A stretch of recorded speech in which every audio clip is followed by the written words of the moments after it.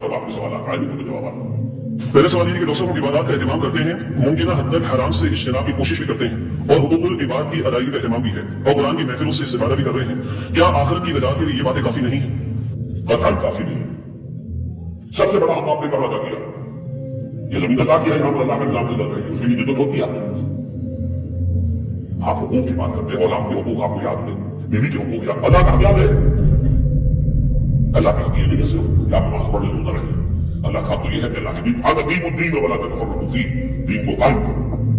ہاں قائم کر دینا, یہ لاگو نہیں کرنے کی کوشش کرو. امکانی حد تک تم کوشش کرو گے تو تم سرخرو ہو جاؤ گے, چاہے دنیا میں کامیابی ہو چاہے کوشش ہی نہیں کرتے. تو اس کا مطلب کیا ہے؟ اس کا مطلب یہ ہے کہ آپ بات کے نظام پر راضی ہیں.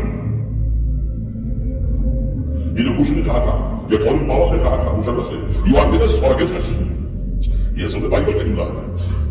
یو آر اگینسٹ می اور ود می. اللہ کہتا ہے تو میرے ساتھ ہو یا میرے خلاف ہو, درمیان میں کوئی گرے لائن نہیں ہے, کوئی فرق. قرآن کہتا ہے یا حکم یا حزب اللہ ہے یا حزب شیطان, اور ان دونوں کی ہمت تیسرا راستہ چھوڑی. حزب اللہ وہ ہے جو اللہ کے دین کو قائم کرنے کی فکر کرے, امکانی حد تک. اور جو نہیں کرتا کوئی کوئی شیطان نہیں.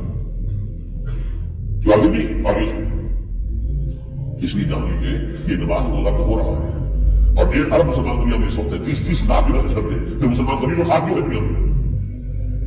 قرآن تو کہتا ہے تم آ جاؤ, تم مومن, اگر تم مومن ہوگے تو تم سب سے سربلند ہوگے. آج سربلند ہے سب سے نیچے. حقیقت تو دیکھیے کیا ہے اس کا نمبر. ڈو وی ہیو اینی سے ان دی انٹرنیشنل افیئرس؟ ہماری قرآن مانتا ہے کشمیر کو سر میں بھیا کس لیے ہو کون تم سے کیا پوچھنا ہے. تم تو ہمارے غلام کو آج میں نے لکھا الیکٹریسٹی پڑھاؤ, ایک کی مجھے پڑھاؤ, کیوں کس کا ہو کہیں پر آئی ایم ایف کا اصل حقیقت تو آئی ایم ایف ہے. یہ حال ہمارا ہے اور اس پر ہم لگے بس رکھو ذکر و فکر صبح گاہی میں ہی سے اور مقدر کر لو مزاج خان گاہی میں ہی سے اور ہمارے پڑھا اور رکھ لو.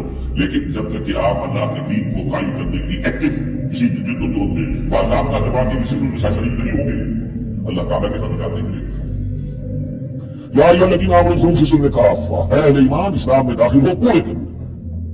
یہ گویا کہ وہ بات اب کہی جا رہی ہے کہ جس کا ریورس یا کانورس ہم بنی اسرائیل کے ساتھ جو خطاب تھا اس میں پڑھ چکے ہیں. افتؤمنون ببعض الکتاب وتکفرون ببعض, کیا تم ہماری کتاب, ہمارے دین, ہماری شریعت کے ایک حصے کو مانتے ہو اور ایک کو رد کر دیتے ہیں. فما جزاء من يفعل ذلك منكم الا خزي في الحیاۃ الدنیا ویوم القیامۃ یردون الی اشد العذاب.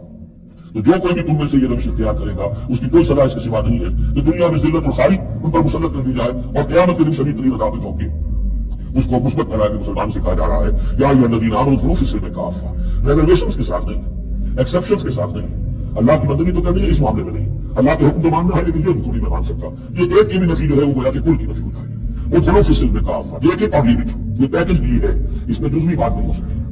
ولا تتبعوا خطوات الشیطان, اور دیکھو شیطان کے قدموں کی پیروی نہ کرو, اس کے نشانات راہ جو ہیں, اس کے نشانات قدم جو ہیں ان کی پیروی نہ کرو. انہ لکم عدو مبین, وہ تو یقیناً تمہارا بڑا کھلا دشمن ہے. فإن زللتم من بعد ما جاءتكم البينات, پھر اگر تم پھسل گئے اس کے بعد بھی کہ تمہارے پاس یہ واضح تعلیمات آ چکی ہیں, فاعلموا ان اللہ عزیز الحکیم, جان لو کہ اللہ تعالیٰ تو زبردست ہے. اس میں دھمکی کا پہلو آ گیا کہ پھر اللہ کی جو ہے پکڑ سخت ہوگی. حکیم بھی ہے, اس کی پکڑ میں بھی حکمت ہے. اگر یہ پکڑ نہ ہو تو ظاہر بات ہے کہ پورا نظام جو ہے دین کا وہ پھر بالکل ایک بے منطقی. اگر اللہ کی طرف سے کسی گناہ پر پکڑ ہی نہیں ہے تو پھر آزمائش کیا ہوگی, پھر جزا و سزا کا کیا سوال, پھر جنت اور دوزخ کا کیا معاملہ. هل ينظرون الا ان ياتيهم الله في ظلل من الغمام والملائكة وقضي الامر. یہ جو بس انسان کو پٹی پڑھاتا ہے وہ تو یہ کہ دین کا یہ حصہ تو آرام سے کرتے رہو, جو بھی تھا وہ حق اور جو کروائے وہ تو.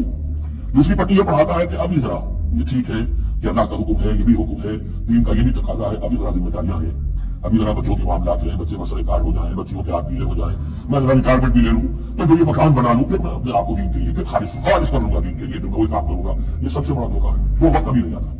اسی لیے فرمایا کس شے کا انتظار کر رہے ہیں. هل ينظرون الا ان ياتيهم الله في ظلل من الغمام, کہ اللہ تعالیٰ آ جائے بادلوں کے سائبانوں میں, والملائکۃ تو فرشتے آ جائیں, وقضی الامر, اور پھر فیصلے چکا دیا جائے گا. کیا معلوم کب وہ گھڑی آ جائے. یہ مہلت عمر تو اچانک ختم ہو سکتی ہے. پوری دنیا کی قیامت بھی جب آئے گی اچانک آئے گی, اور حشر کی ذاتی قیامت تو اس کے سر کے اوپر تلوار کی طرح لٹکی ہوئی ہے.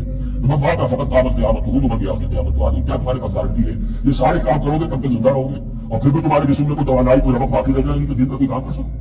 جان لو تم کس چیز کا انتظار کر رہے ہو سکتا ہے اچانک اللہ کی طرف سے مہلت ختم ہو جائے. اسٹاپ رائٹنگ, 3 گھنٹے ہو گئے, بس اب جو لکھ لیا اب آگے تمہارے پاس مہلت نہیں.